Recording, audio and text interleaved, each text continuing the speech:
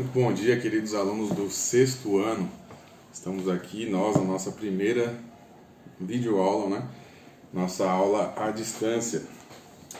O primeiro vídeo foi só de introdução, mas agora nós estamos dando início a um novo conteúdo. E como vocês viram aí na atividade, né? Lá no eClass, tem que acompanhar na página 36 o novo conteúdo, o preço da desonestidade. Com certeza também vocês já devem ter visto o vídeo aí do agricultor que devolveu 135 mil reais quando ele achou. Vocês viram que ele era um homem simples, né? Um homem que tinha suas necessidades, tinha boletos para pagar, vivia só com uma aposentadoria, mas mesmo assim, encontrando lá a pasta, né, que tinha 5 mil reais em dinheiro e 130 mil reais em cheques, ele foi até a delegacia para devolver. E ainda ganhou uma recompensa de 400 reais, né? É interessante porque a honestidade em si não deveria virar matéria, né? Ela deveria ser uma coisa obrigatória, uma coisa que as pessoas tivessem já esse senso de honestidade. Mas foi realmente surpreendente pela quantia de dinheiro que ele achou. E por que esse vídeo é importante para o início da nossa atividade, do nosso conteúdo, o preço da desonestidade? Porque a gente vai estudar sobre uma pessoa que foi desonesta algumas vezes, né, na vida dela. Não só desonesta, mas ela era muito ligeira, sabe? Queria fazer umas coisas muito sórdidas. Vou melhorar a palavra aqui. Ele era enganador, né? E a gente está falando de Jacó. Jacó recebeu esse nome que significa o enganador, o pegador de calcanhar. Por que isso, né? Por que esse significado tão estranho? Porque Jacó era filho de Isaac e Rebeca, né? Exatamente. Isaac e Rebeca.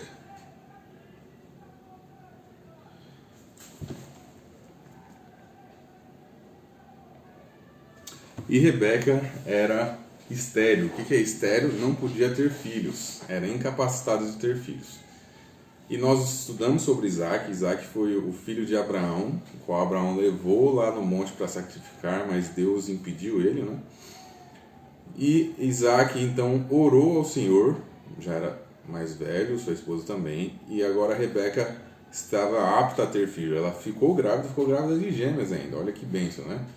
Que bênção, um homem que ora por sua esposa, uma família que está em oração a Deus, e agora Isaac e sua esposa estavam esperando 2 filhos. Só que esses 2 filhos eram Jacó e Esaú. E eles já começavam a brigar dentro da barriga da mãe. Já pensou nisso? Você tem irmão? Você tem irmã? Não sei como é que é a relação sua com seu irmão. Espero que seja boa, tá? Ainda mais com esse tempo de quarentena. Ficando tanto tempo juntos, né? Mas Jacó e Esaú já brigavam dentro do ventre da mãe. Olha que interessante. E aquele conflito que já estava apontando para a briga que eles teriam durante a vida foi muito forte. E aí Deus diz até assim, ó, dentro do seu ventre, diz para Rebeca, tem duas nações, 2 líderes de nações. Eles vão ser pais de grandes nações. Isso de fato acontece, né? Esaú dá origem a uma nação grande depois, chamada Edom, e Isaac dá origem à nação de Israel, Jacó, né? Beleza, e na hora de nascer? Quando eles nasceram, primeiro nasceu Esaú, por isso ele já foi considerado primogênito, apesar de eles serem gêmeos, né? Mas logo em seguida sai lá Jacó puxando o tornozelo de Esaú. Já pensou? A briga era tanta que ele já estava puxando o tornozelo. Mas não só isso, sabe? Esse ato de puxar o tornozelo, pegar o tornozelo, levantar o tornozelo, nos tempos bíblicos tinha a ideia de ser um enganador, ser alguém meio ligeiro, sabe? Alguém que gosta de fazer as coisas do jeitinho brasileiro, né? E aí ele foi chamado de Jacó, ou puxador de calcanhar, ou seja, o astuto, né? Aquele jeitinho brasileiro. Já foi chamado assim. Por que será que ele já foi chamado assim? Isso disse muito a respeito de quem ele seria no futuro. E de fato ele foi uma pessoa meio enganadora, sabe? Meio espertona, querendo ganhar em cima dos outros.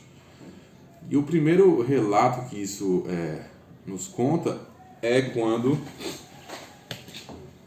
Esaú vende o seu direito de primogenitura a Jacó. E aqui a gente tem a imagenzinha do que foi aquele momento. A pergunta é a seguinte: por que Jacó, que era o mais novo, queria ter o direito de primogenitura de Esaú pela profecia que Deus tinha dado para a mãe deles, Rebeca, quando eles ainda estavam no ventre? Lá em Gênesis, capítulo 25, verso 23, Deus diz assim, ó: duas nações há no teu ventre, dois povos nascidos de ti se dividirão. Um povo será mais forte que o outro, e o mais velho servirá ao moço. Muito provavelmente Rebeca contou, enquanto eles cresciam, dessa promessa de Deus, de que o mais velho, Esaú, serviria ao mais moço. Só que Jacó tentou adiantar as coisas, sabe? Tentou fazer por conta própria. Tentou fazer do jeitinho brasileiro, né? Entre aspas. E aí ele falou o seguinte: vou dar um jeito de ganhar a primogenitura, né? E já vou adiantando as coisas, já que ele vai me servir futuramente. E o que aconteceu? Como é que foi a ocasião? Jacó, a Bíblia diz que era um homem pacato, um homem de casa, sabe? Um homem tranquilão. Enquanto Esaú era um homem de caça, era perito em caça, era um caçador valente, quem sabe com arco e flecha, com lança, né? E além disso ele era um homem do campo, então estava sempre fora, trabalhando, caçando e tal, enquanto Jacó ajudava em casa. Era um homem mais tranquilo, o mais novo, né? E também diz que Isaac, o pai dos dois, né, gostava mais de Esaú, porque comia da comida dele, comia da caça dele e tal, enquanto Rebeca, a mãe, gostava mais de Jacó. Você vê que aquele conflito entre os dois cresceu tanto que atingiu até os pais, né? Até os pais criaram uma preferência por cada um. Diz aqui que Esaú era ruivo, revestido de pelo. Isso é importante lá para o futuro da história. Esaú era ruivo, revestido de pelo. Então, um homem peludo, quem sabe barbudo, né? E Jacó, olha só, ele não tem essas características. Mas depois vai dizer que Jacó não era peludo assim como Esaú. Guardem essas características, vão ser importantes para depois, tá? E o que aconteceu? Certo dia, Esaú voltou da sua caça com muita fome, imagina, cansado, quem sabe trazendo nas costas aqui um cervo, alguma coisa, cansado, com fome. E estava lá Jacó tranquilão, cuidando da comida da casa, né? Vocês sabem que a casa naquele tempo era uma tenda e provavelmente eles viviam com servos, com mais pessoas, com outras famílias, assim, várias tendas, né?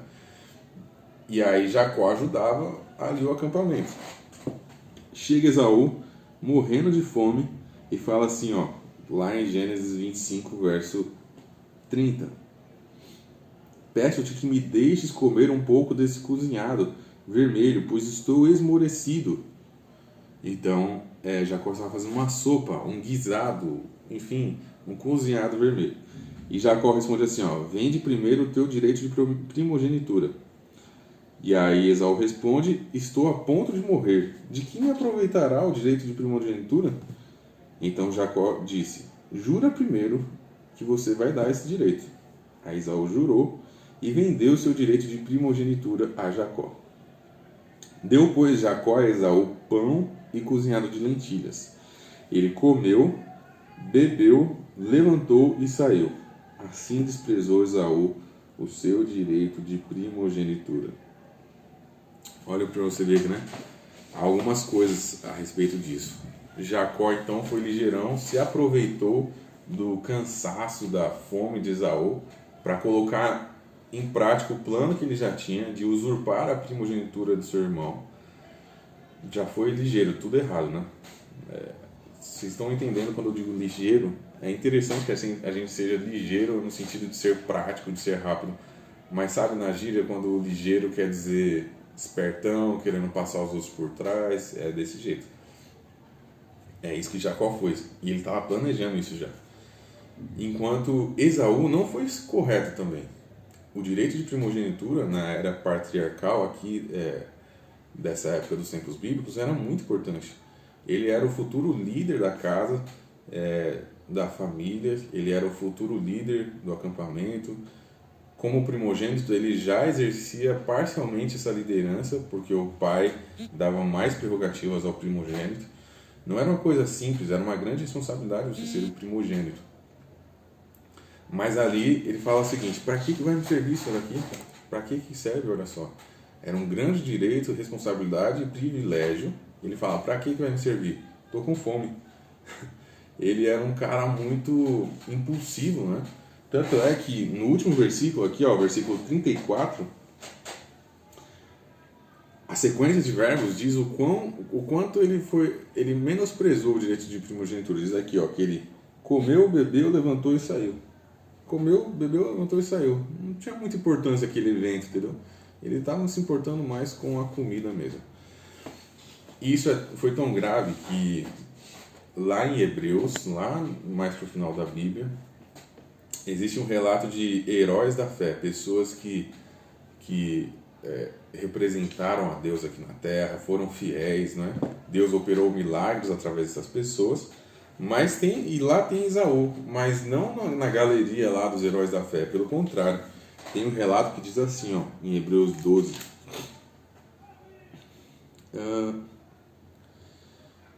aqui o autor tá dizendo para as pessoas não serem ruins, não serem más, não serem impulsivas, e diz assim, ó, nem haja algum impuro ou profano, como foi Esaú, o qual por um repasto, ou seja, uma sopa, vendeu seu direito de primogenitura.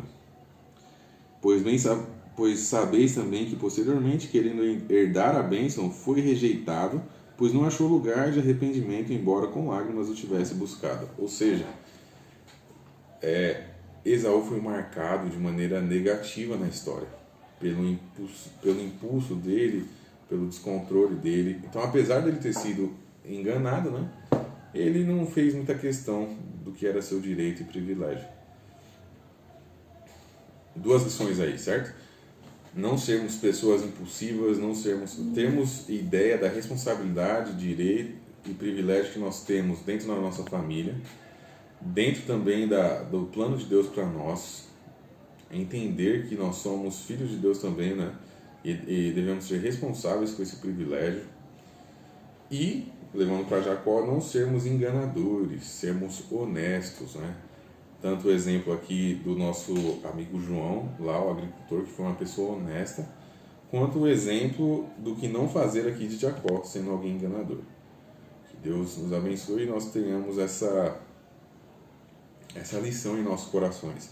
Assistam aí agora, então, a encenação desse relato a animação desse relato de Jacó e Esaú, essa primeira parte da sopa, mas na próxima aula nós vamos continuar falando um pouco dessa história de Jacó e Esaú, tá bom? Até a próxima aula.